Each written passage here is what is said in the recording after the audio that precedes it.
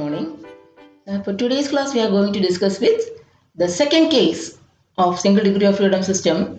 The first case we discussed was a system subjected to free vibration and there is no damping. That is, there is no resistance to vibration. Case 2. Generally, the structures will offer some resistance to vibration. It will not go on vibrating with the same amplitude. As time passes on, the amplitude gets decreased or the vibration gets decayed. That process is called damping. The resistance to vibration, there are various reasons for that. The air friction, then some internal resistance, some temperature strains, etc. etc.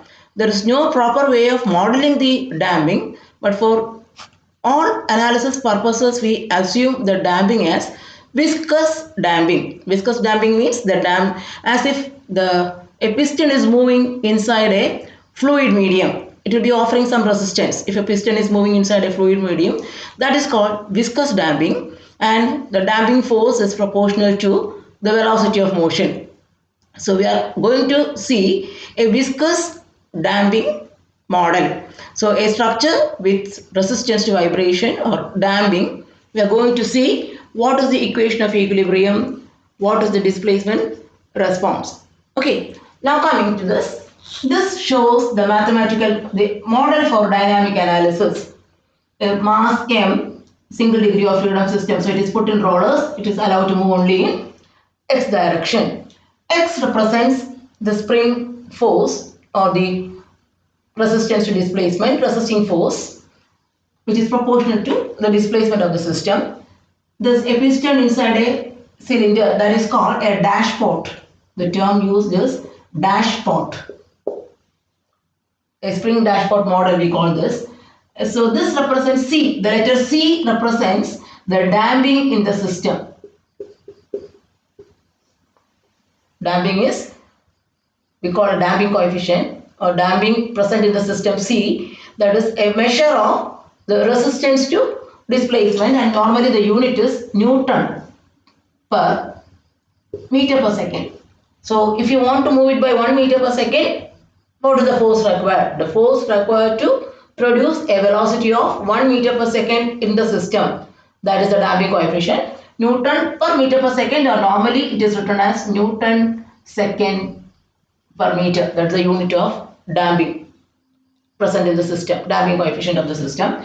And spring constant, we have already said, the spring constant K, or the stiffness of the system. The load required to produce unit displacement. This is the load required to produce unit velocity. So K, the unit of stiffness, is Newton per meter. So these things are all familiar to you. Now coming to the analysis of this displacement response of the system. So K represents the stiffness, C represents the damping in the system. So I am going to draw the free body diagram. K into X, the spring force, is marked. It is opposite to the direction of motion. Cx dash, the damping force, is also marked. And the direction of motion is this. The particle moves in X positive direction. The mass moves in X positive direction. So opposite to the direction of motion, you apply the inertia force. This is the inertia force, mass into acceleration, applied opposite to the direction of motion. So now considering the system, it is in equilibrium. And considering the equilibrium equation, so the equation of equilibrium is mx double dot plus cx dot plus kx is equal to 0. This is the governing equation of a free vibration system, single degree of freedom system subjected to free vibration with damping. So this is equation 1. Now dividing throughout by m as in the previous case, x double dot plus c by m x dash plus k by m x is equal to 0. This k by m is, we have defined k by m is square of the natural frequency. K by m is equal to omega square. So this can be rewritten as x double dot plus C by m x dash plus omega square x is equal to 0. So this is the governing equation. Second order ordinary differential equation. D square x by dt square plus c by m into dx by dt plus omega square x is equal to 0. So solution of this equation, if you know how to solve this second order differential equation, we can get what is the response, how the system behaves. So our aim is to get the displacement response, to find the value of x solving this equation. Let us go to the solution part. So this is of the form. Let us assume the displacement x is equal to a e raised to lambda t. Now differentiating x dash is equal to lambda a e raised to lambda t and x double dash is lambda square a e raised to lambda t. So we are assuming a solution of the form x is equal to a e raised to lambda t, and so we get these two terms. Substituting this in this governing equation, it will become lambda square a e raised to lambda t plus c by m x dash lambda a e raised to lambda t plus omega square a e raised to lambda t is equal to 0. From this we take a e raised to lambda t outside. A e raised to lambda t lambda square plus c by m lambda plus omega square is equal to 0. Therefore from this, either this is equal to 0 or this term is equal to 0. So putting this is equal to 0, lambda square plus c by m lambda plus omega square is equal to 0. Solution of this equation, solving that equation. Okay, we have seen the governing differential equation is x double dot plus c by m x dash plus omega square x is equal to 0, and then applying the initial assumption x is equal to a raised to lambda t, we have arrived at this equation lambda square plus c by m lambda plus omega square is equal to 0. This is of the form ax square plus bx plus c is equal to 0. So x will be minus b plus or minus root of b square minus 4ac by 2a. Substituting, solving this quadratic equation, we will get minus c by m plus or minus root of b square minus 4ac by 2. Or we can rearrange it. I am taking this 2, so that minus c by 2m. This will become c by 2m the whole square. This will become omega square. So this is an expression which we have to remember. The two roots 1 comma 2, lambda 1 will be obtained by putting minus c by 2m plus the value. The second root will be lambda 2 will be minus c by 2m minus the term within the square root. So depending upon the values of this c by 2m and omega, this system with damping can have three possible solutions. What are they?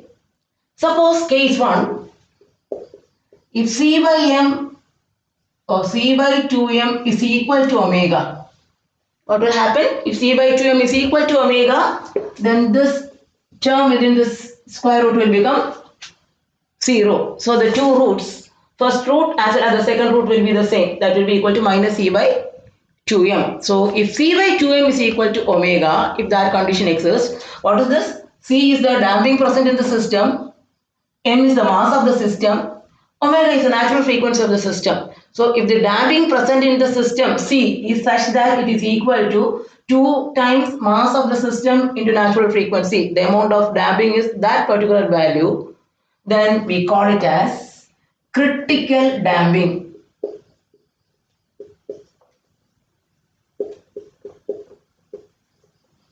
And the second case, if C by 2m is less than omega, what will happen? If the c by 2m is less than this omega, this term within the square root will become negative, and that will be imaginary, plus or minus I into something. So there will be two different roots. Lambda 1 will be having one value and lambda 2 will be having another value, and that case we call the damping present in the system is less than c by 2m is less than omega. We call it as underdamped. This is called critically damped system. This is underdamped system. And another case, if c by 2m is greater than omega, if c by 2m is greater than omega, this term within this bracket, the root will become positive. So that means only lambda 1 and lambda 2 will be having two different values. That case we call it as over damped system. So depending upon the values of c, m and omega, if c by 2m is equal to omega, we classify it as critically damped. If it is less than omega, we call it as underdamped. And if c by 2m is more than omega, we call it as overdamped system. And each of this system, the displacement response is different. How the system behaves when it is subjected to an external vibration. If the damping is critical damping, motion will be in one pattern. If the c by 2m is less than omega, the motion will be having some other form, or the displacement response will be different. So all the three different cases we have to analyze separately one by one. So we'll first go on to the case when the system is subjected to critical damping.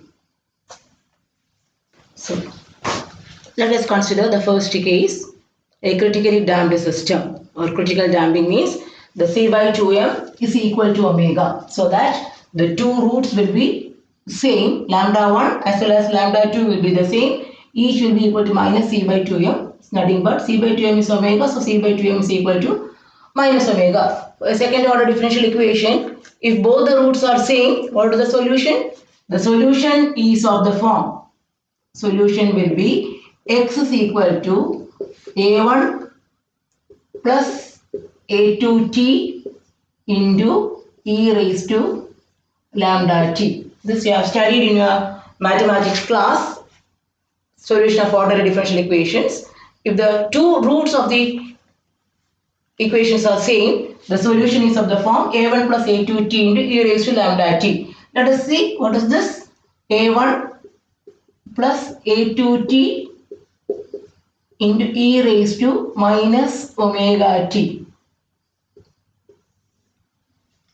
So the response of the system is according to this equation, a1 plus a2t into e raised to minus omega t. What does it mean? There is a term e raised to minus omega t. It's an exponential term. Okay. And it is e raised to minus. So as t increases, the displacement exponentially decreases. There is no harmonic term, sin omega t, cos omega t, or no periodicity terms are in this expression. So the motion of a critically damped system, we can infer that the motion is not oscillatory, since it does not contain any periodicity terms.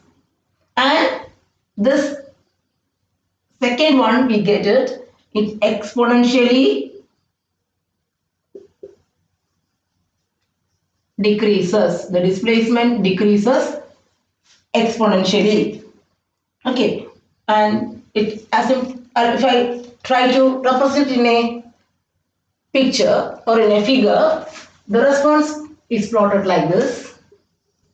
This is t. This axis, it is, if I mark x, so it starts with an initial displacement x0. Starting from the initial displacement, the system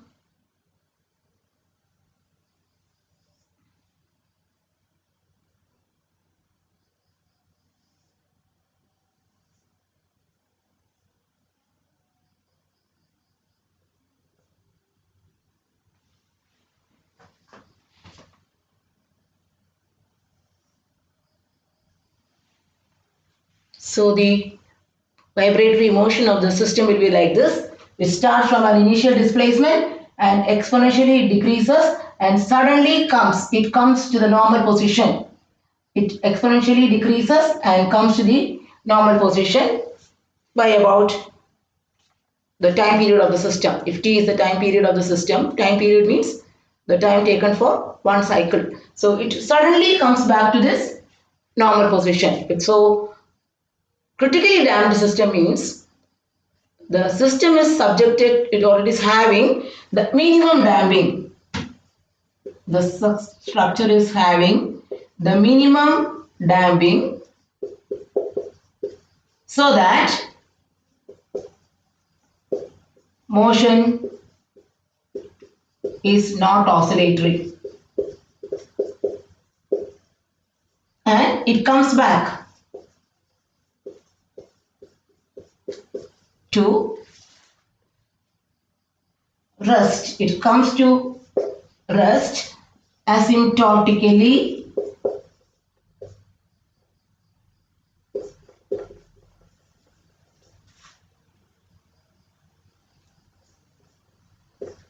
with time. So these are the inferences which we get from this expression. If a system is having the just minimum damping or the coefficient, we call it as C by 2m is equal to omega, or if the damping present in the system C is 2m omega, then we call it as a critically damped system, or it is having the minimum amount of viscous damping so that when it is displaced from its initial position, it suddenly comes back to the neutral position without any oscillation. So if there was no damping, it goes on oscillating with the same amplitude. But here, it will not oscillate. Once it is displaced from the original position, it will suddenly come back to the rest position in an asymptotical manner. So this is the significance of this expression. That is what we civil engineers has to understand from the mathematical expressions. Hope it is clear to you. So now we have seen the response of a critically damped system subjected to free vibration. Now we will be defining one or two terms based on this. We have seen C by 2m is equal to omega. So the damping coefficient, C is called the damping coefficient. The damping coefficient corresponding to critical damping, we define it as Cc, C suffix C. Cc by 2m is equal to omega, or Cc is equal to 2m omega. That is the critical damping coefficient. This is called critical damping coefficient. The coefficient of damping corresponding to critically damped situation. Cc is equal to 2 omega. Now, for any other system, say a structure is having a coefficient of damping C. When we compare it with the Cc, we can define a term. C by Cc is defined as zeta or psi. I think it is psi. The Greek letter C by Cc is equal to psi is called damping ratio. The damping present in any structure as a ratio of the critical damping is called the damping ratio. That means, suppose for example, psi is equal to 0.1.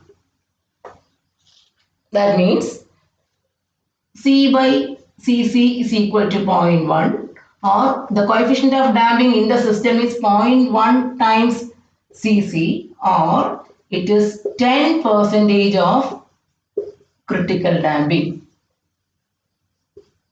So the physical significance of this term damping ratio is, if damping ratio means 0.1, we can understand that that system is having only a damping 10% of what is required for critical damping. If psi is equal to say 0.2, means the system is having 20% of critical damping. Okay, so normally we represent the systems in terms of damping ratio. So as such, if the damping ratio psi is equal to 1, that means the C by Cc is equal to 1, that is a critically damped system. A critically damped system, psi is equal to 1. If psi is less than 1, so the damping present in the system is less than what is required for a critically damped system, and that is called underdamped. It is underdamped system. And if psi is greater than 1, the damping present in the system is more than what is required for a critical damping. That is more than the minimum damping required. So it is called an overdamped system.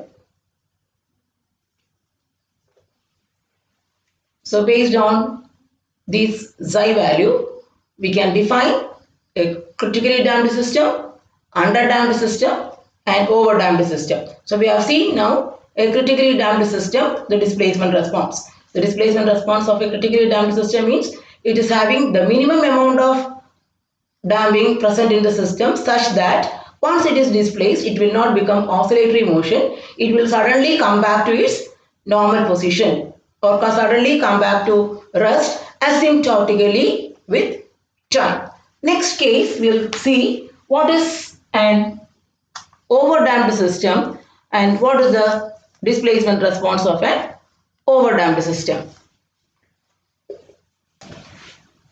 So in overdamped system, the C by 2m value is greater than omega. That is, this term C by 2m is greater than omega. So then what will happen?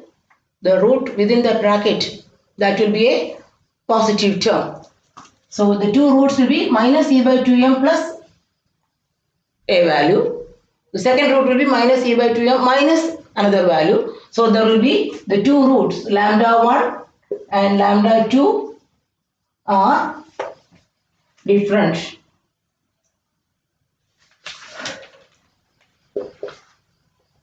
And both of them are negative. So lambda 1 and lambda 2 are unequal roots. Rather than saying different, we can say unequal roots, and both of them are negative. So what is the solution? When two roots are lambda 1 and lambda 2 are unequal values, how will you write the expression for the displacement x? The solution is of the form, when the two roots are different, solution is x is equal to a1 e raised to lambda 1t plus a2 e raised to lambda 2t. So when the two roots are unequal, they are varying, the solution is of the form a1 e raised to lambda 1t plus a2 e raised to lambda 2t. So both this lambda 1 and lambda 2 are negative terms. So what does it represent? What will be the motion? This is there. Here also there is no harmonic term. So the motion is not oscillatory. That is clear. And e raised to minus. So there is exponentially decrease in the displacement. As time varies, there is exponential decrease in the displacement. A1 e raised to lambda 1t, it shows one variation. A2 e raised to lambda 2 shows another exponential variation. When these two exponential variations are put together, we will get the displacement response like this. T along this axis, x along this axis,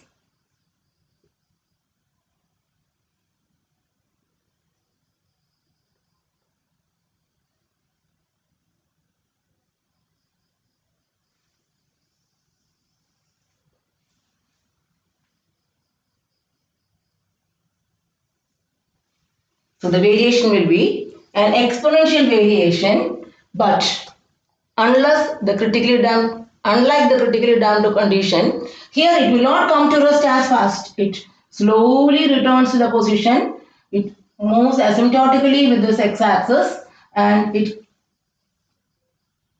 will come to rest after a long time.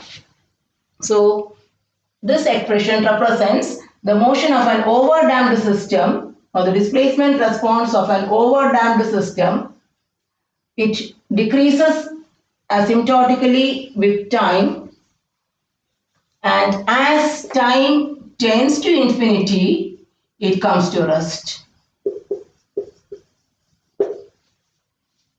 Okay, so we can compare with the normal human being's character. We always have resistance when we are asked to do something. But if the resistance is just minimum, if he cannot resist, if somebody say, if the teacher says, get into the class, certain students, they suddenly get into the class. And certain other students, they will wait there. They wait over the veranda, move over there. And they will slowly come back to the class after a certain interval of time only. That is, they are having more resistance. So similarly, the structures also behave like this. If this is just minimum damping present in the system, it will suddenly come to the neutral position. If it is having more resistance than what is required than the minimum, it will slowly creep back to rest. It moves asymptotically and very slowly, at about say this is 2 times the period. It slowly creeps back to the normal position. Okay, thank you. Next class we will deal with what is an under-damped system. Under-damped system means the resistances for the damping is less than what is required for critical damping. Okay, thank you.